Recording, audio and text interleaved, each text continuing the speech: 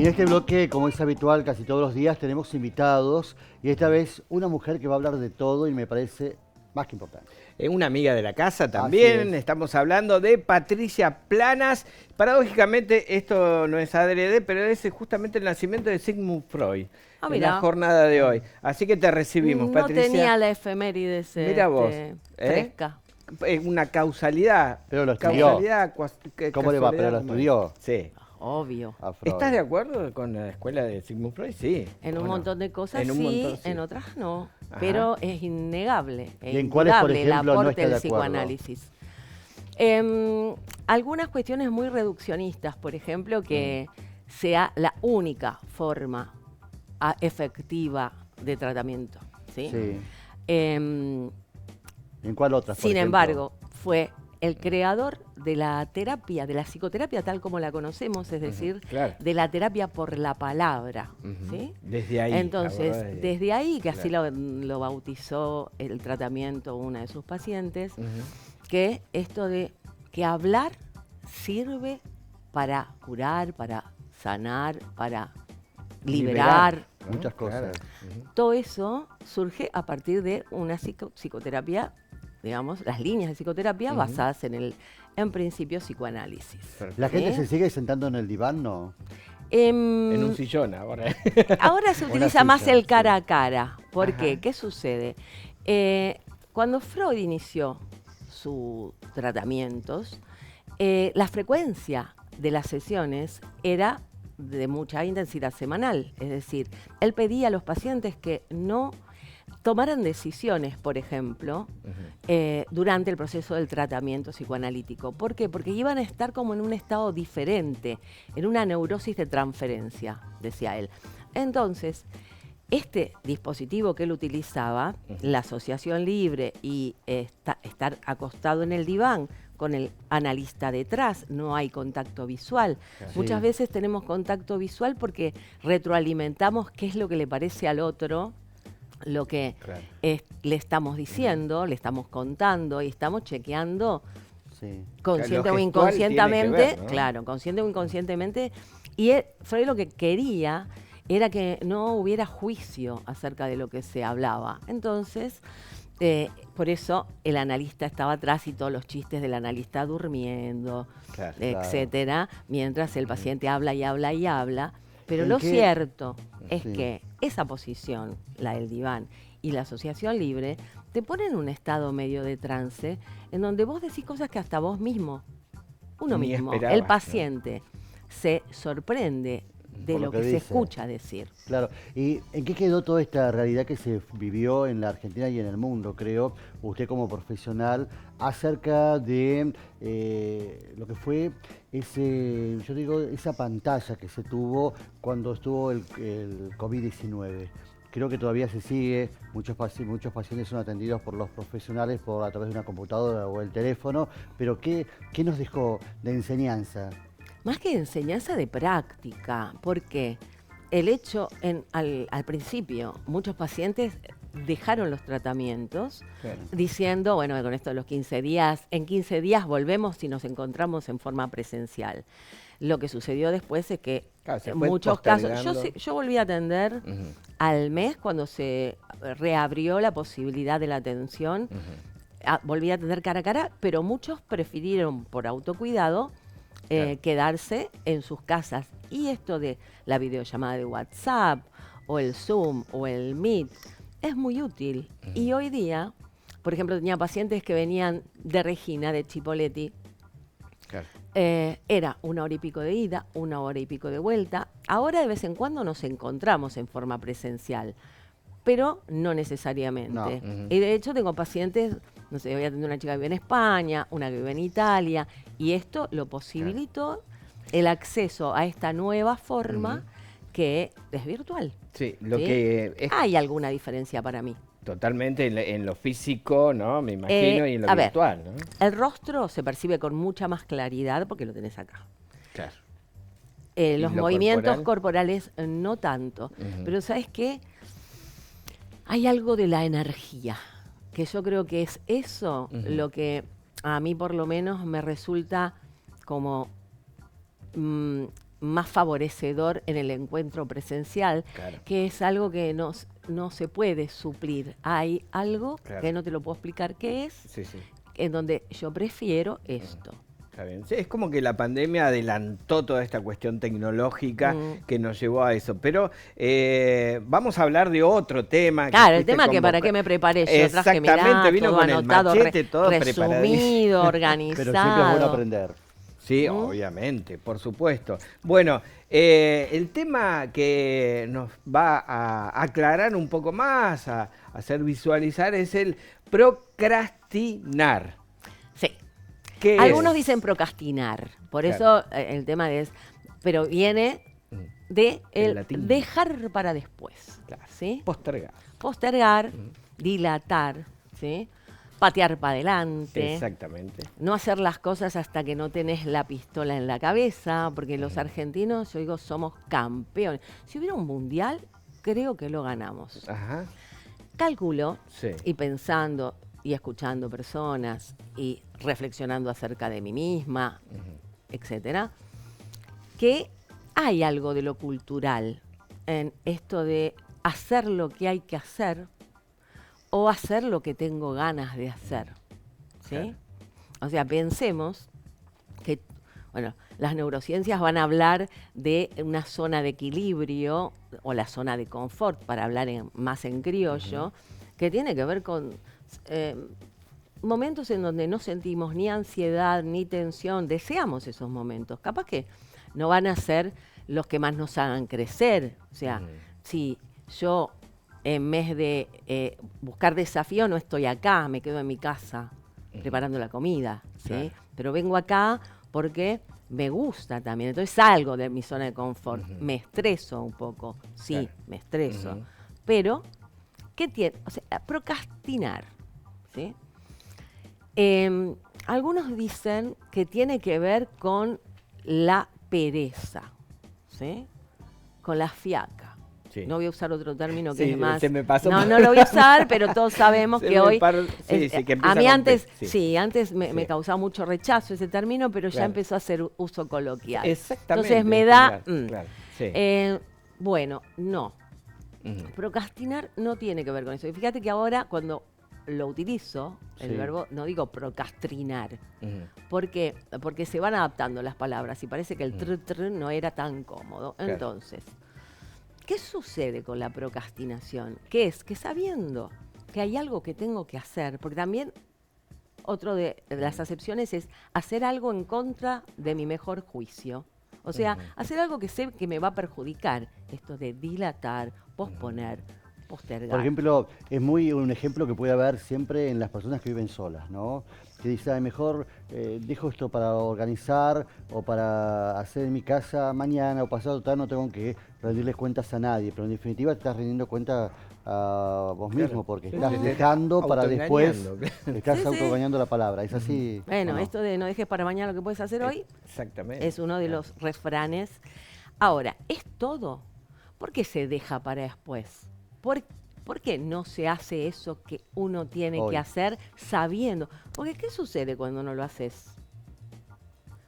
Hay algo que queda pendiente, el pajarraco. No, pero además viene, viste, el picasesos que empieza a decirte, tendrías que estar haciendo tal o cual cosa. Tendrías que haber empezado a hacer o continuar haciendo.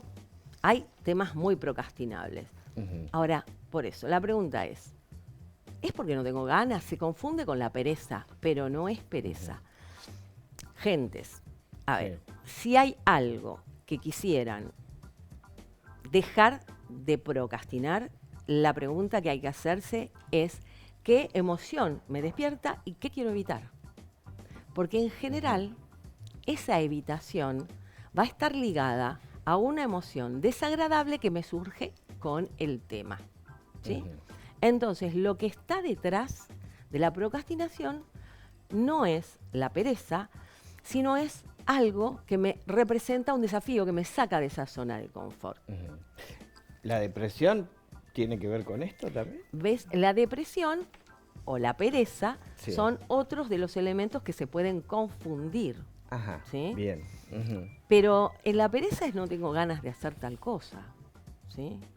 Claro, o sea, sabiendo que lo podés, que no cambia nada. No me gusta, no tengo ganas de hacerlo, puedo no hacerlo, ¿sí? Y también vas a poder pensar en la pereza y el ocio. Tienen que ver el ocio con la... Porque antes, en otras épocas, además es uno de los 7 pecados capitales, la pereza. Exactamente. Era, ¿qué estás haciendo sin hacer nada? En casa, ¿no? En la casa siempre hay cosas para hacer, siempre hay algo para hacer. Y es bueno no hacer nada a veces. Muchas veces es muy bueno no hacer dedicarse nada. Tiempo para uno. Por ejemplo, decís, voy a mirar el libro, pero quizás no lo voy a leer. Voy a estar acá un rato sentada o sentado y no lo voy a hacer. ¿Tiene que ver? A ver, una cosa es si vos tenés que hacer algo, porque lo tenés que, sabés que lo tenés que hacer. Obligación. O sea, vos mismo sabés y decidís que lo querés hacer o que lo necesitas hacer. Por eso, ¿qué cosas se procrastinan mayormente? ¿Qué cosas se evitan? Aquellas que generan un displacer o un conflicto emocional. Piensen cada uno de ustedes qué cosas les cuesta más hacer. Yo, por ejemplo, tengo claro que aquello que tenga que ver con el uso de la tecnología, en donde, no sé, tengo que sacar un pasaje y sé que puedo meter la pata, tengo que hacer tal trabajo y sé que no me va a resultar sencillo. Ese tipo de cosas les doy vuelta, las pateo, hasta que, llegado el momento, junto coraje y me decido hacerla. Y después me siento súper bien, ¿sí? Claro. Otras cuestiones, aquellas que tienen que ver con la sensación, en esta, por ejemplo, con la sensación de que no soy capaz o me puede salir mal. Si soy muy perfeccionista, ¿sí? También, porque como quiero que me quede perfecto, lo pienso, hasta que decido hacerlo. Otra cuestión es, por ejemplo, procrastinar tomar decisiones. Ahora, ¿qué sucede? Mientras yo no tomé la decisión, o sea, una decisión no es elegir. Una decisión es dejar algo de lado. Entonces, si yo decido esto, dejo de lado lo otro. Mientras no decido, lo que tengo es todas las posibilidades todavía abiertas. Está bien. ¿Sí? Pensemos otro tipo de procrastinación común.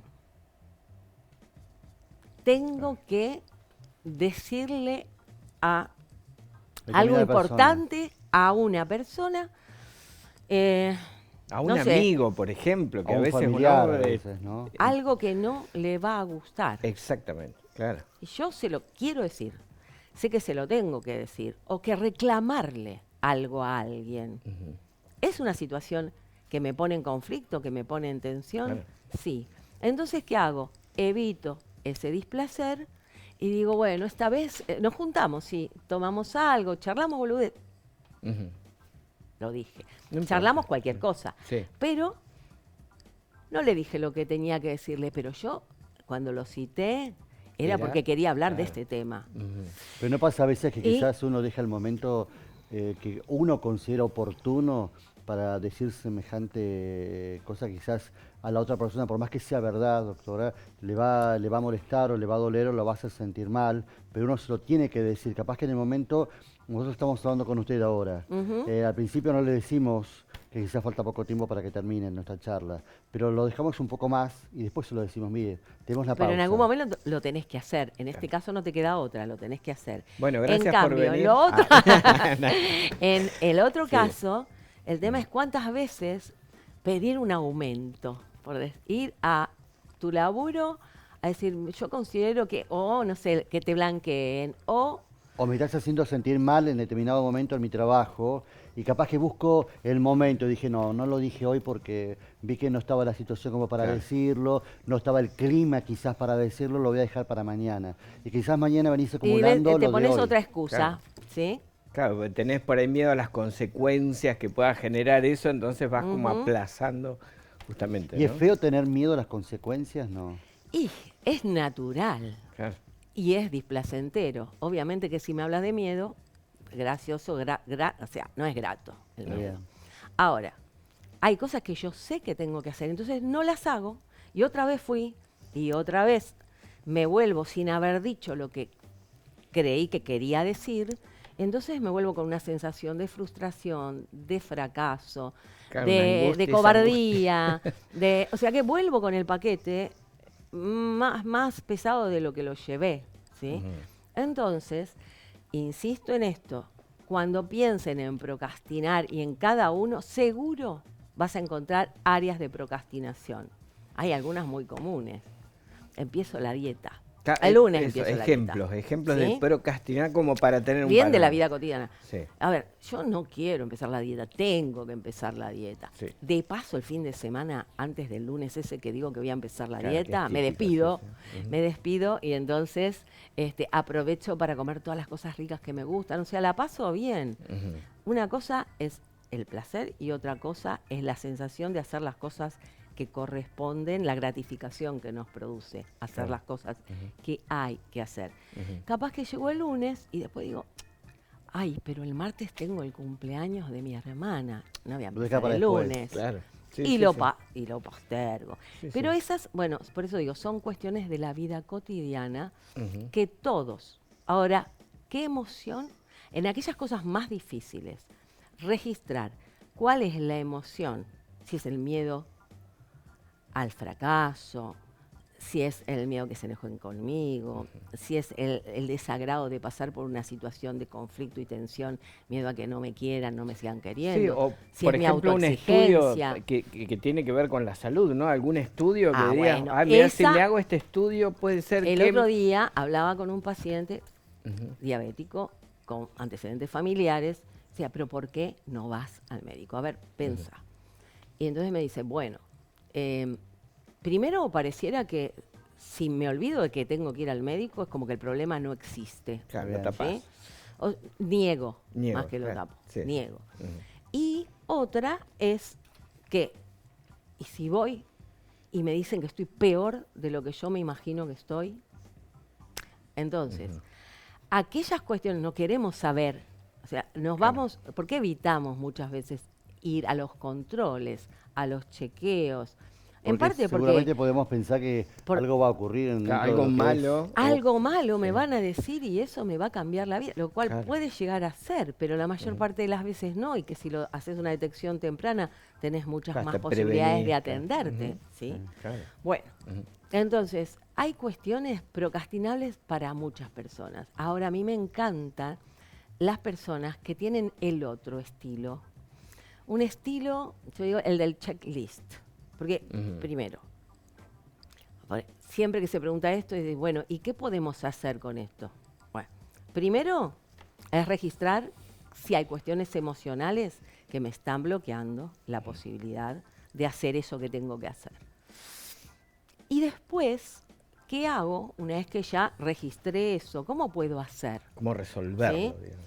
Y el tema, pero ahí vuelvo a lo que empecé a decir al principio de la charla, que es que el deporte nacional y que si hacen el mundial lo ganamos. Culturalmente, claro. Porque nosotros tenemos esto de pasarla bien y hacer fiaca y que nos cuesta las tareas. Yo digo, en Argentina, vos me hablaste de psicoanálisis como línea teórica, es una, pero por ejemplo, la línea cognitivo-conductual es una línea que está muy en boga y que ahora muchas personas buscan porque trabajan temas puntuales, a corto plazo. Bueno, el tema es que hay que elaborar. Es una terapia que implica que tomes registro, que anotes, que escribas, que lleves al papel, Claro, ¿sí? bajarlo. Aquello que tenés en la cabeza. Y es muy difícil, los pacientes no lo hacen. Está bien. Porque consideran que tienen el problema y encima el problema de tener que escribirlo. Entonces, Como una tarea. empiezan a procrastinar el hecho de hacer su autoevaluación. Pero ¿qué funciona muy bien? Me hago la lista de aquello que considero que tengo que hacer hoy Para cambiar después. y checklist, por eso. Claro, Esto una lista lo tacho, de... Claro. ¿sí? Lo que hice. Eso da una O sea, todo el que lo ha hecho... Claro, lográs un objetivo, ¿no? Sí, que está, porque ahí súper, está la claro. posta. En cambiar esta sensación de soy un vueltero, no hago lo que tengo que hacer, sé que es importante y no lo hago, después me da vuelta en la cabeza, lo tengo encima, es una carga, me estreso, me angustio, versus la sensación de estoy haciendo algo bien por mí, estoy siendo eficaz con lo que me propuse, qué capo que soy. Está bien. Claro, sí, ahí cambia. Besito para mí. Pero hay patrones, la pregunta ya para despedirla por hoy nada más, ¿no? Sí. Hay patrones a veces que uno va repitiendo, no te digo de nuestros ancestros, pero sí de nuestra línea hasta familiar, ¿por qué no decirlo? Que uno va repitiendo los patrones de que quizás uno dice, no, yo no voy a ser así, pero quizás soy así. Y eso, cualquier área de la que me preguntes, te voy a contestar que sí. El tema es detectar los patrones y ver qué cuña meterle para poder modificar eso con el menor costo posible. Por eso tratamos de hacer todo lo más amigable que podamos, ¿no? Hay como un linaje de nuestros ancestros. Bueno, vos ya te estás yendo para otro lado, constelaciones familiares, el transgeneracional. Quizás esto es más por modelaje, por imitación, ¿sí? Y digo, hay culturas más del deber ser y más ordenadas, que probablemente procrastinen menos. Pero uno las puede ir cambiando. Sí, por supuesto. Es como cortar con determinadas enseñanzas que uno tuvo, porque uno vio, por ejemplo, si uno le muestra a nuestros hijos que dejamos esto que teníamos que decidir hoy, determinar hoy determinada relación o determinado punto, nuestros hijos comprueban que le estamos dando una enseñanza de no imitar el día de mañana a ellos lo mismo, es decir, no dejo para otro día. Nuestros hijos también van a repetir eso, ¿o no? Mira, con respecto a los padres, si querés te hago de este tema, te hago una síntesis. Uno se va a relacionar por identificación o por lo contrario. Entonces, ponele, si en tu casa eran súper ordenados, muy probablemente alguno de los hermanos sea súper ordenado y otro sea un despelote andando. Realmente. ¿Sí? Si hicieron esto de tal manera, alguno lo hace de la misma y otra por el contrario. Pero en general lo que tiene es esto, el péndulo.